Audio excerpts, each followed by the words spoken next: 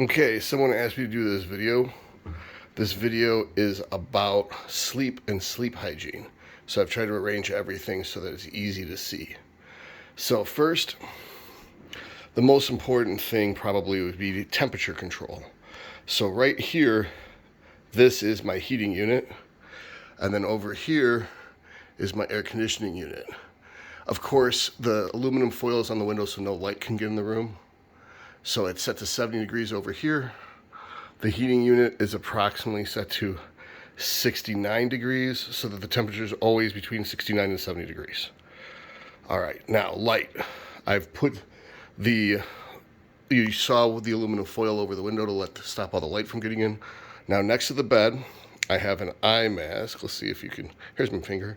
There's my eye mask. I wear that, and that's so that no light can enter my eyes. And this relatively simple concept, you stop the light from entering your eyes, you keep the room at the same temperature. So we've covered light, we've covered temperature. Next to that is the remote control, so I don't have to get up to change the temperature on the air conditioning unit. Also there is Tums in case I get heartburn. And then that is melatonin, so if I wake up in the middle of the night, I can just take more melatonin to go immediately back to sleep. That's a heart rate monitor, so I can measure my heart rate first thing when I wake up in the morning. And then that is my CPAP. This is so that I can get oxygen. So if oxygen's important, it's kind of the point of a lot of things. So without a CPAP, you're fucked. Now over here, we've got earplugs. This covers sound. We want to dampen all sound. Also, here is a speaker. I play the sounds of a thunderstorm while I'm sleeping.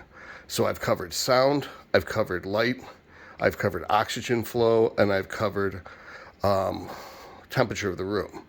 That is blue blocker glasses. I wear those for 2 to 3 hours before I go to bed because blue light from electronic devices prevents melatonin from being released by the brain. I don't need to take the melatonin every night because of these blue blockers. That is my T4. T4 is kind of finicky and it doesn't react well if you take it with other medications sometimes or in regards to food. So if I wake up in the middle of the night to pee, I can take my T4 at that time. It's got a 7-day half-life, so it's not like it's going to spike your thyroid levels immediately. You also don't want to take it within 4 hours of calcium. So if I have a calcium supplement before bed, then that means 4 hours after I rise. 4 hours after I take the calcium supplement would be the earliest I could take my T4. And theoretically, you're supposed to take your T4 an hour before your other morning stuff, and you're supposed to take that an hour before your fasting cardio. So basically, if you were to wake up at like 8 a.m.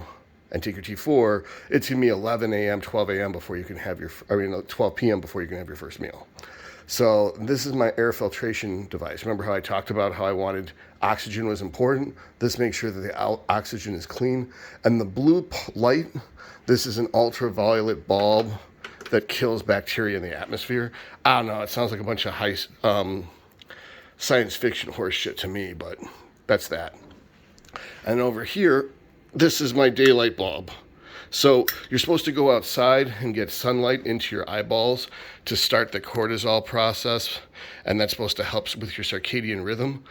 Or if you're really lazy like me, you can just reach up and turn on a daylight bulb and then shine daylight into your eyeballs, and that's how you start your day.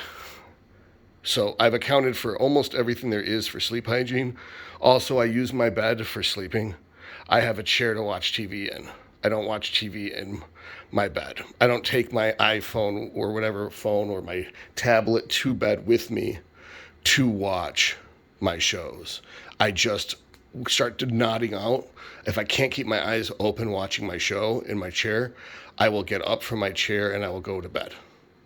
I'll usually, if I was going to take melatonin, I'll take it before I sit down to watch TV. Of course, I wear the blue blockers while I'm watching TV. You're not supposed to do that, but that's kind of why I use the blue blockers, is for that reason. Often, I will listen to an audiobook while I'm trying to fall asleep at first, if I'm not entirely tired. I basically try to find an audiobook that's very boring and then read by someone who is particularly boring but has a soothing voice. That kind of puts you to sleep. Like listening to the Bible might actually work because that's super slow and boring. as an example. But technical stuff, like if I'm listening to sciencey stuff or instructional stuff, certainly business, that kind of evokes some type of intellectual processes that isn't relaxing. So I prefer to stick to fiction. Please don't get offended because you're going to infer that I'm saying that your religion is fiction.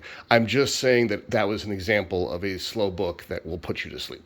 Okay, thank you. I hope you enjoyed this video.